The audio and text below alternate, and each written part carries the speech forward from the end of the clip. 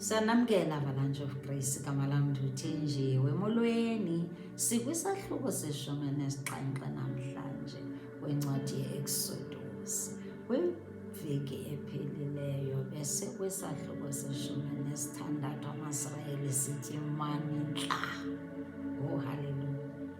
Ndiyazi intlango kuyo kodwa uthemba uYehova kuloo ntlango kuyo. Intlango yongabi namsebenzi, intlango yohlupheka, intlango yokugula, intlango zininzi.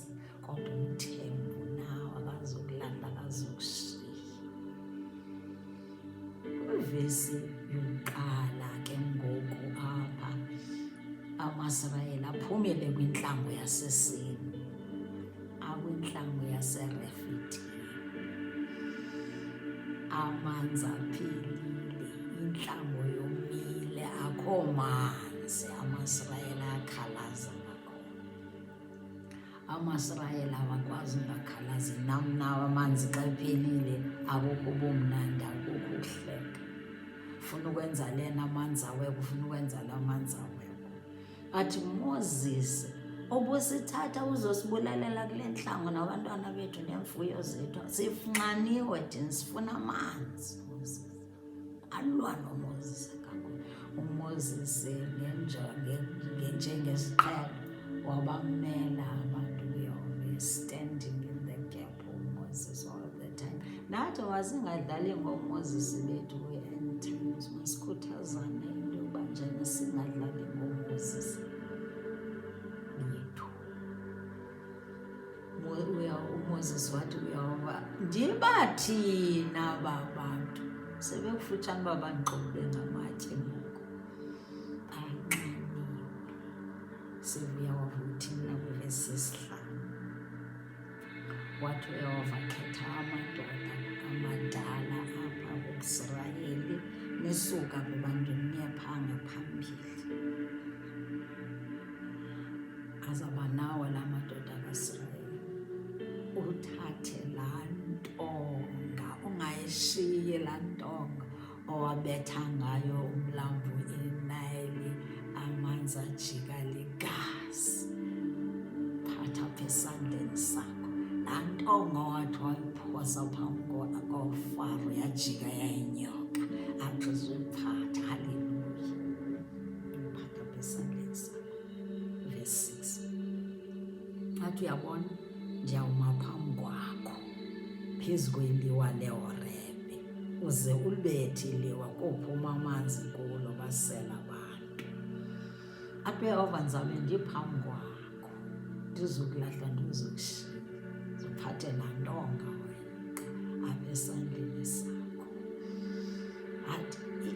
Athi uzulibethe laa liwa. Xa ubethe laa liwa azawuphuma amanzi. Elaa liwa silikhumbule iliwa lanaphakade, the Rock of Ages, uba nguYesu Kristu. Bengeke angaphuma amanzi phaa.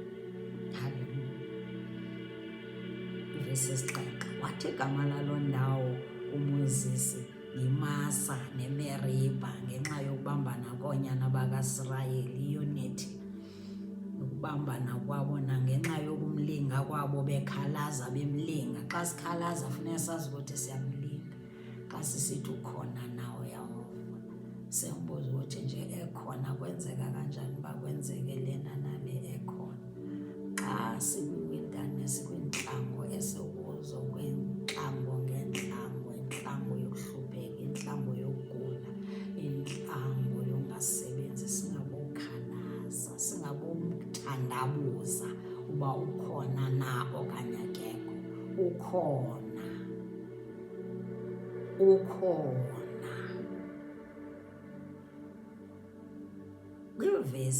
Kwivesi yesibhozo lafika utshaba ama-Amaleki. Ndithi bahamba basendleleni wavela utshaba ama-Amaleki.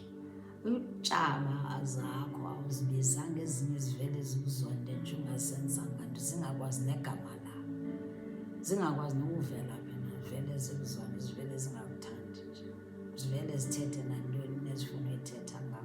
Ungakhathazeki, get used to it. Be strong. Into ezincane lezo. Qambelele kuYehova, qambelele kwingonyama yezulu. Sozilala.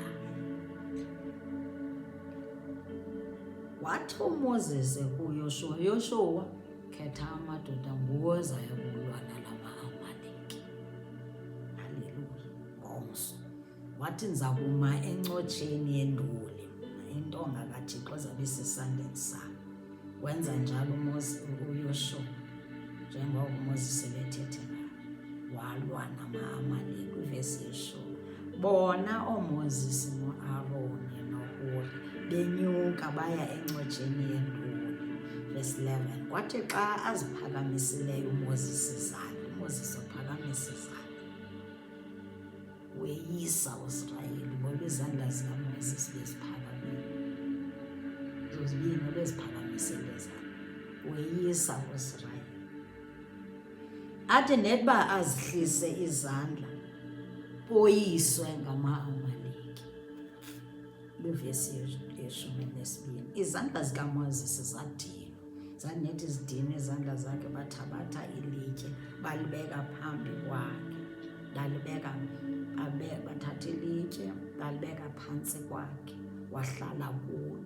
Bathi oAaron noHuri bazixhasa izandla zakhe, bazibamba. Unity, bawiniswa unity. Ukhumbule noYehova wayekhona nabo bebambene. Andiyazi, kwi-unity there's power kwi-unity. Banihlangene nemoya mnye, soze ningaphumeleli. Nalapha ekhaya bambanani bebanye, nakuyiphi na impilo kunye nibe moya mnye. Isifundisa lokho uba sibe moya mnye. Ivesi yeshumi elinesithathu. uYoshuwa wamchitha uAmaleki nabantu bakowabo ngohlangothi lweqele, bababuyisa ngenxa yoba babenjenjani, babemoya mnye. uAaroni noHuri bebambe izandla zikaMoses, Moses nethi adinwe nje, ziphakanyisa izandla bathi haleluya. Ivesi yeshumi elinesine. Wathi uYehova uMoses, ukubhale oku sisikhumbuzo encwadini, ukuthethe ezindlebeni zikaYoshuwa, ngokuba ndiya kuyicima impela isikhumbuzo sika-Amaleki phambi kwamazulu. Wathi Amaleki lana azondihlasela,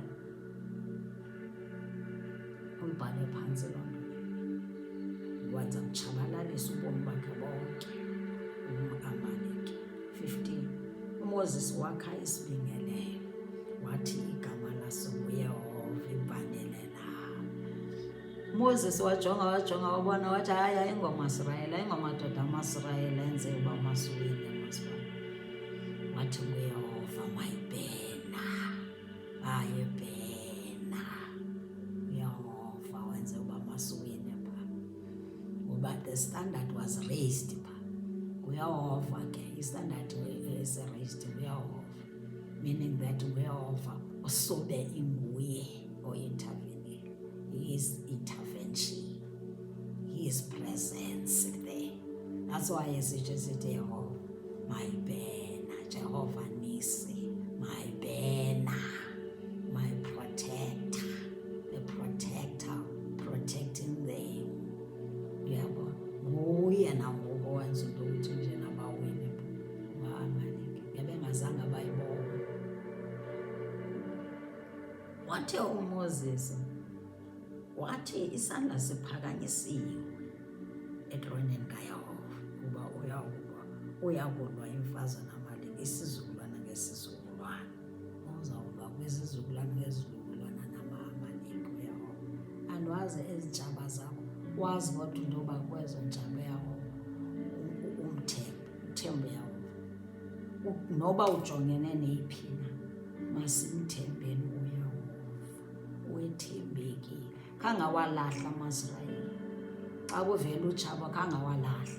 Yabona into banjena ngekhe wawalahla, wawayeka wathi abona nina niyakhalaza nisandithandabuza uba ndikhona nawe akekho, ngewayekile kodwa khangawayeki, wawalwela kuma-Amaleki.